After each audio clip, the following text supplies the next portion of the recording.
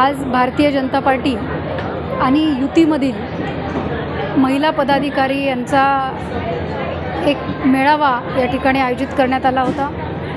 आमचे संघटन मंत्री आदरणीय संजय भाऊ कौडगे यांच्या मार्गदर्शनामध्ये या मेळाव्याचं आयोजन करण्यात आलं होतं।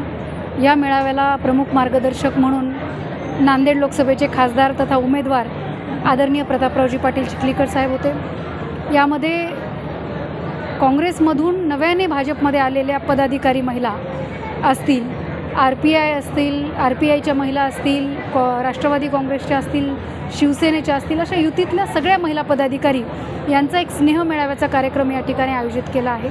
आणि खऱ्या अर्थाने मतदान वाढवण्यासाठी महिलांचा हा फार महत्त्वपूर्ण योगदान निश्चित असतं। चिखलीकर साहेबांना कायमच महिलांचा पाठिंबा या निमित्ताने असतो। त्या खंबीरपणे साहेबांच्या पाठीमागे एका बहिणीप्रमाणे उभे असतात आणि यामध्ये आता परत शक्ती आपली वाढलेली आहे। आदरणीय अशोकरावजी चव्हाण साहेब हे भारतीय जनता पार्टीमध्ये आल्यामुळे नांदेड भाजपची ताकद ही कितीतरी गुन्हा वाढलेली आहे आणि या सगळ्यांचा एक मेळावा व्हावा, यांचा एक स्नेहमिलाव व्हावा या अनुषंगाने ह्या महिला मेळाव्याचं आयोजन करण्यात आलं होतं।